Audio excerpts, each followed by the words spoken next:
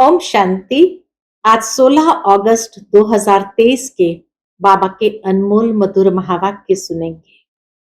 आज की मुरली में बाबा हम बच्चों को प्रेरणा दे रहे हैं। बच्चे दूरांदेशी और विशाल बुद्धि बनो। हर कार्य को बहुत अच्छी तरह से विशाल बुद्धि होकर और दूरांदेशी बुद्धि से करना है, ताकि हम कभी भी शिव बाबा के कोई भी कार्य में विघ्न रूप न बने। क्योंकि बाबा कहे, अगर शिव बाबा के कार्य में कोई भी डिस्टर्बेंस क्रिएट किया तो वो ऊंच पद नहीं प्राप्त कर सकते हैं। ये भी एक बहुत सूक्ष्म कर्म की ये गति बाबा समझाते हैं। साथ ही साथ बाबा कहे कि नई दुनिया में कभी भी सतयुग में देवताओं को ये ख्यालात नहीं आएंगे कि हमारे पुत्र पौत्रे खाएंगे, उनके लिए इकट्ठा करें। बाबा कहे ये संकल्प सिर्फ यहां आता है, वहां ये संकल्प क्यों नहीं आता है? क्योंकि बाबा कहे वहां पुत्र पौत्रे भी अपने संगम युग के पुरुषार्थ की कमाई को प्राप्त करते हैं। वो माता पिता का वर्षा उतना ही प्राप्त करते हैं जितना उन्होंने यहाँ पुरुषार्थ किया है। ये बातें यहाँ मनुष्य सोचता है, लेकिन यहाँ पर भी हर एक आत्मा अपने कर्मों के हिसाब से ही अपना प्रारब्ध लेकर के आई है। इसलिए बाबा कहे, जब ये कोई सोचते हैं कि हमारे पुत्र पौत्र खाएंगे, लेकिन अगर पुत्र पौत्र के भाग्य में ही नहीं है तो क्या करेंगे? तो सुनते हैं आज के बाबा के अनमोल मधुर महावाक्य। ओम शांति। मीठे बच्चे, दूरांदेशी और विशाल बुद्धि बनो। शिव बाबा के कार्य में कभी डिस्टर्ब नहीं करना। डिस्टर्ब करने वालों को उच्च पद नहीं मिल सकता। आज की मुरली से प्रश्न है, इस दुनिया में मनुष्य को कौन से ख्यालात रहते हैं जो सत्युगी देवताओं को कभी नहीं आएंगे? उत्तर, यहां मनुष्य समझते हैं कि हम कमाएंगे तो हमारे पुत्र और पौत्रे खाएंगे, लेकिन ये ख्यालात देवताओं को नहीं होंगे, क्योंकि उनके पुत्र और पौत्रे सब यहां से ही वर्षा लेकर जाते हैं। वह समझते हैं हमारी अविनाशी राजाई है, यहां ही हर एक अपना अपना पुरुषार्थ कर रहे हैं। आज की मुरली से पहले गीत बजा है, माता ओ माता तू है जग की भाग्य विधाता। ओम शांति। बच्चों ने माताओं की महिमा सुनी। बच्चे जान चुके हैं किस किस माता की महिमा होती है। माताओं की इतनी महिमा करते हैं तो जरूर होकर गई है, अभी तो वह है नहीं। जो जगत अम्बा होकर गई है, उनकी भक्ति मार्ग में महिमा होती है। अब वह क्या करके गई, यह तुम भी नहीं जानते थे। जगत अम्बा के मंदिर में जाते हैं, जाकर उनसे कुछ न कुछ मांगते हैं। मनोकामना पूर्ण करने वाली कामधेनु उनको कहते हैं। इसीलिए मनुष्य जगत अम्बा के मंदिर में जाते हैं, जाकर उनसे कुछ न कुछ मांगते हैं। कोई को बच्चे की आश होगी, कोई आशीर्वाद मांगेंगे। अब जड़ चित्र तो कुछ कर नहीं सकते, न वह समझते हैं, परंतु यह है भक्ति। तुम जानते हो वह पास्ट हो गए हैं। जगत अम्बा की महिमा है, एक तो नहीं है। तुम सब ब्राह्मण कुल की पालना करते हो, फिर दैवी कुल की पालना करेंगे। तुम इस समय जैसे कि सारे जगत की पालना करते हो, परंतु कोई जानते नहीं। इसलिए देवियां कितनी अनेक दिखाई हुई है भारत में, लेकिन फिर भी कोई जानते नहीं कि इस समय वो कहाँ है। और जैसे दुनिया के अंदर भारत में खास करके ये मानते हैं कुल देवी है, वो हमारी पालना करती है, हमारी आश पूरी करती है। तो वही बाबा कहते हैं कि इस समय जैसे कि सारे जगत की तुम पालना करते हो, परंतु कोई जानते नहीं। चंडिका देवी का भी मेला लगता है। चंडी का नाम देखो कितना छीछी है। बाबा कहते हैं जो आश्चर्यवत भागंती हो, फारकती देते हैं, वह जाकर चंडाल का जन्म पाते हैं। घर में चंचलता करते हैं तो उनको कहा जाता है ना, तुम तो चंडी हो, चांडाल हो। बरोबर तुम देखते हो शिव बाबा का बनकर फिर भी बहुत चंचलता करते हैं। चंचलता अर्थात अवज्ञा करते हैं, शिव बाबा की सर्विस में डिस्टर्ब करते हैं, तो अंत में चले ही जाते हैं। कोई भी ब्रह्मा कुमारी सेंटर में होगी, कुछ चंचलता करेगी, इसको समझा नहीं सकेंगे, वह क्रोध करती होगी, तो सब कहेंगे इसमें तो बहुत क्रोध है। अब चंडी का एक तो नहीं, बहुत होती है। देवियों की महिमा भी है, और फिर ऐसे जो चंडिका आदि बनते हैं उनका भी गायन है। फिर भी ईश्वर के बने हैं। बाबा कहे फिर भी पॉजिटिव साइड देखो, फिर भी ईश्वर के बने हैं। भल कोई चले जाते हैं, फिर भी स्वर्ग में तो आएंगे ना, मालिक तो बनेंगे ना। भल मालिक तो राजा रानी ही बनते हैं, लेकिन प्रजा भी कहेगी हम मालिक है। लोग कहते हैं ना हमारा भारत महान है। आजकल तो गीत में भी गाते रहते हैं भारत बहुत अच्छा था। अभी तुम बेहद के बाप के बच्चे बने हो।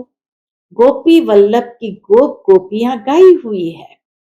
वल्लभ बाप को कहा जाता है, गाया भी जाता है। एक गोपी वल्लभ की अनेक गोप गोपियां। सतयुग में तो गोपिकाएं आदि की बात ही नहीं है। सतयुग में तो बाबा कहे गोपिकाओं आदि की बात ही नहीं है। अभी तुम बच्चे विशाल दुरानदेशी बुद्धि बने हो, बुद्धि का ताला खुल गया है। इस जन्म की जीवन कहानी को तुम अच्छी रीति जानते हो। हर एक को नशा तो रहता है ना। अभी बिरला है, उनको अपने धन का नशा होगा, समझेंगे मैं सबसे शाहूकार हूं। परंतु तुम जानते हो जो आज शाहूकार है वह फिर गरीब बन जाएंगे। तुम्हारी और अन्य मनुष्य की बुद्धि में रात दिन का फर्क है। कोई को क्या नशा, कोई को क्या नशा रहता है, मैं फलाना हूं, ऐसे हूं। इनको बाबा ब्रह्मा बाबा की बात करते हैं, इनको ब्रह्मा को भी नशा था ना, मैं बड़ा जौहरी हूं। बाबा कहे ब्रह्मा बाबा को भी नशा था, मैं बड़ा जौहरी हूं। अभी समझते हैं हम सभी नशे कौड़ी मिसल है। अभी बाबा भी समझते हैं क्या कि वह सभी नशे कौड़ी मिसल है। तुम बच्चों को कितना नशा चढ़ा हुआ है। वह समझते हैं हम कमाएंगे, फिर हमारे पुत्र पौत्रे खाएंगे। यहां तो वो बात नहीं। तुम जानते हो हम बेहद के बाप को जानकर उनसे वर्षा पा रहे हैं, जिसकी प्रारब्ध हम ही खुद जन्म बाय जन्म पद पाएंगे। पुरुषार्थ के आधार से ही प्रारब्ध की प्राप्ति होती है। इसलिए बाबा कहे तुम जानते हो अभी हम वर्षा पा रहे हैं पुरुषार्थ से, जिसकी प्रारब्ध हम ही खुद जन्म बाय जन्म पद पाएंगे। पुत्र पौत्र आदि सब यहाँ पुरुषार्थ कर रहे हैं। जो वहां पुत्र पौत्र बनने वाले हैं वो भी बाबा कहे सब यहाँ पुरुषार्थ कर रहे हैं। हमारे पौत्र खाएंगे, ये ख्यालात वहां नहीं रहती। समझते हैं अविनाशी राजाई है। यहां तो राजे लोग समझते हैं पुत्र पौत्र खाएंगे, तुम अभी बाप से इतना वर्षा लेते हो, ऐसे कर्म करते हो जो 21 जन्म उसका फल मिलता रहता है। पुत्र पौत्रों का ख्याल नहीं रहता, वे भी सब यहां ही वर्षा पाते हैं। तुमको कितना ज्ञान है, मनुष्य तो कुछ भी नहीं जानते। गॉड फादर जिनको इतना याद करते हैं, जरूर उनसे इतना भारी सुख मिलता होगा। गाते हैं ना, हे परम पिता परमात्मा रहम करो। उनको परम आत्मा कहा जाता है। वह सुप्रीम है, जन्म मरण रहित है, इसीलिए उनको परमात्मा अर्थात परमात्मा कहते हैं। सभी आत्माओं का रूप एक जैसा है। जैसा जैसा पुरुषार्थ करते हैं वैसा पद पाते हैं।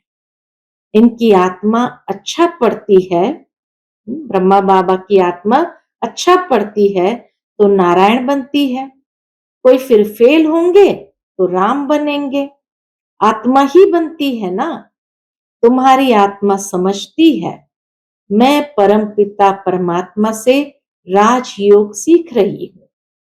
आत्मा फिर आकर नया चोला पहन पाठ बजाएगी, नर से नारायण बनेगी।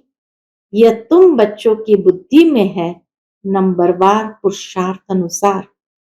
फिर यह ज्ञान प्रायलोप हो जाएगा, वहां कोई पतित होगा ही नहीं। ज्ञान किसको देंगे? पतित पावन को यहां याद करते हैं। अच्छा, समझो गंगा पतित पावनी है, तो भी वह राजयोग तो नहीं सिखला सकती है। बाप तो राजयोग सिखलाते हैं ना। ये सारा ड्रामा का राज आदि से अंत तक तुम बच्चों की बुद्धि में है। तुम सब पढ़ते हो तो एक ही क्लास में। बाबा कहे तुम सब पढ़ते तो एक ही क्लास में हो, लेकिन नंबरवार हो। शुरू शुरू में 300 की भट्ठी थी। हैदराबाद सिंध की बाबा बात करते हैं। शुरू शुरू में 300 की भट्ठी थी, जो हॉस्टल में बाबा के पास बोर्डिंग स्कूल में रहने के लिए आए, तो 300 आत्माएं उस समय आई थी। गौशाला में हजारों की अंदाज में गौवे हो तो कोई संभाल भी न सके। भट्ठी भी थोड़ों की बननी थी। उनमें से भी कई तो चल रहे हैं, कई टूट पड़े। कई बच्चे समझते हैं हम पहले से होते तो अच्छा था, परंतु ऐसे भी नहीं है। हर एक का अपना अपना समय होता है। पुराने पुराने कितने भागंती हो गए। 25-30 वर्ष वाले भी इतना नहीं याद रखते कि वह बेहद का बाप है, जिससे वर्षा पाते हैं। बाबा स्वर्ग का मालिक बनाते हैं, सेकंड की बात है। बाप कहते हैं तुम मेरा बनने से स्वर्ग के मालिक बनेंगे। जीवन मुक्ति तो राजा रानी भी पाते हैं, प्रजा भी पाती है। गाया हुआ है सेकंड में जीवन मुक्ति। बच्चे जो पूरा पढ़ते नहीं वह क्या करते होंगे? जो बच्चे पूरा पढ़ाई नहीं पढ़ते वह क्या करते होंगे? चंचलता।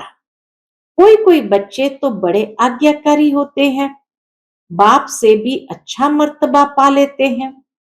बाप 100-200 कमाने वाला होगा, बच्चा लखपति बन जाता है। तो अलौकिक संबंध में भी ऐसे होता है। 7 रोज वाला बच्चा 25 वर्ष वाले से तीखा चला जाता है। नंबरवार तो होते ही है ना। इसीलिए बाबा कहे कभी ये संकल्प नहीं करो कि हम पहले आते थे तो अच्छा होता था, क्योंकि पहले वाला भी कम कमा सकता है, लेकिन पीछे वाला बाबा कहे पुरुषार्थ में तेज रफ्तार करके उन पुरानों से भी आगे बढ़ जाता है। तो इसीलिए साल महत्व के नहीं है, पुरुषार्थ की गति महत्व की है। तो बाबा कहे नंबरवार तो होते ही है। तुम वास्तव में सब सजनिया हो, एक साजन को याद करते हो। तुम जानते हो बाप आकर हमको सुखधाम का वर्षा देते हैं। लौकिक पति है फिर भी याद उनको करते हैं जो पतियों का पति है। पारलौकिक साजन अमृत पिलाते हैं, इसलिए उनको याद किया जाता है। फिर तुम स्वर्ग के मालिक बन जाते हो, फिर वहां कोई को याद नहीं करते। अभी के पुरुषार्थ से तुम 21 जन्म प्रारब्ध पाते हो। तुम्हारी बुद्धि कितनी खुली है, वह भी नंबरवार, तो बादशाही भी नंबरवार लेते हो। तुमको सब समझा दिया है। यहाँ अच्छी रीति पढ़ाई पढ़ने से तुम पद भी इतना ऊंच पाएंगे, नहीं तो अनपढ़े पढ़े के आगे भरी ढोएंगे। इसमें पुरुषार्थ बहुत अच्छी रीति करना है। अभी टाइम अच्छा है पुरुषार्थ के लिए। तुम जानते हो, जहां जीना है वहां ज्ञान अमृत पीना है अथवा पढ़ते रहना है। सैपलिंग लगाते रहते हैं, कोई झट समझ जाते हैं तो समझा जाता है इनका पद तो अच्छा देखने में आता है। अच्छा नजदीक का फूल है, तन मन धन अर्पण कर बैठा है। सर्विस में अच्छा लग गया है, समझता है अपना समय जितना सर्विस में देंगे उतना फायदा है। जैसे बाबा हम ज्ञान नेत्रहीन अंधों की लाठी बना है, ऐसे हमें भी बनना है। हमें भी दूसरों के लिए बनना है। तुम एक दो की लाठी बनते जाते हो। अंधा बनाया है किसने? रावण ने। यह तुमको समझाया जाता है कि इस समय सारी दुनिया लंका है, सब शोक वाटिका में है। नाम रखा है अशोका होटल, वहां खूब मजे उड़ाते हैं। अभी तुम जानते हो बाबा आया हुआ है, महाभारत लड़ाई सामने खड़ी है। यह तो लगनी है जबकि घर के गेट्स खुलने हैं।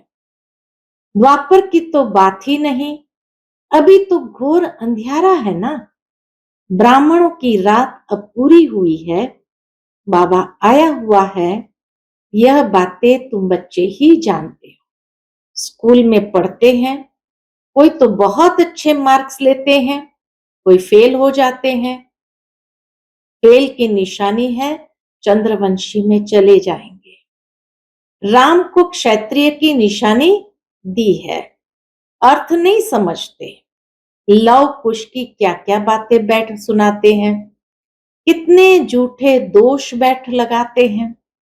गाते हैं राम राजा राम प्रजा धर्म का उपकार है। फिर ये सब बातें कहां से आई? ये सब बातें समझने की है। तुम जानते हो यह नॉलेज नंबरवार हमारी बुद्धि में है। स्टूडेंट को बहुत तीखा पुरुषार्थ करना चाहिए। हम गॉड फादरली स्टूडेंट है। टीचर को कौन नहीं याद करेंगे? हम है पतित पावन गॉड फादरली स्टूडेंट। इसमें बाप टीचर सतगुरु तीनों ही आ जाते हैं। तुम सब सीताएं हो ना, रावण की शोक वाटिका में पड़े हो। इनकॉर्पोरियल गॉड फादर इज ज्ञान सागर नॉलेजफुल। श्री कृष्ण को अथवा लक्ष्मी नारायण को ऐसे नहीं कहेंगे, उनकी महिमा ही न्यारी है। गीत में भी गाते हैं उनकी महिमा अपरंपार है, जो ऐसा बनाते हैं। तुम कहते हो बाबा हम आपसे पूरा वर्षा लेंगे, आप कितने मीठे हो, कितने प्यारे हो। लक्ष्मी नारायण कितने मीठे कितने प्यारे हैं।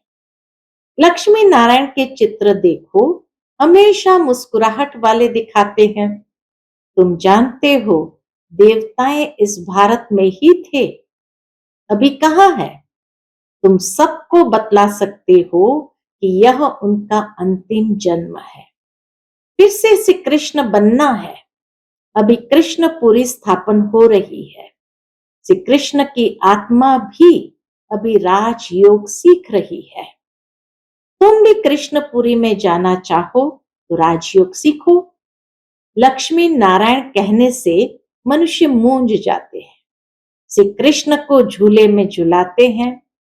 पूजा लक्ष्मी नारायण की करते हैं, उन्हों का बाल चरित्र कुछ भी है नहीं, मालूम ही नहीं।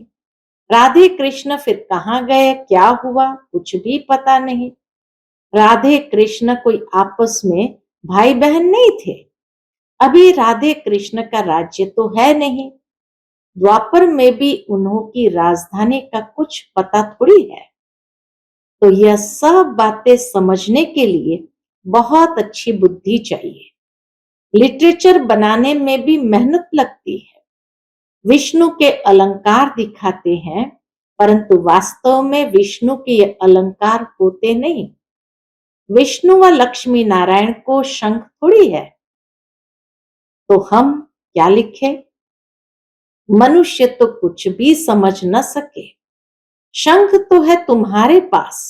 बाबा कहे वास्तव में शंख तो है तुम्हारे पास, तो अलंकार जरूर ब्राह्मणों को देना पड़े।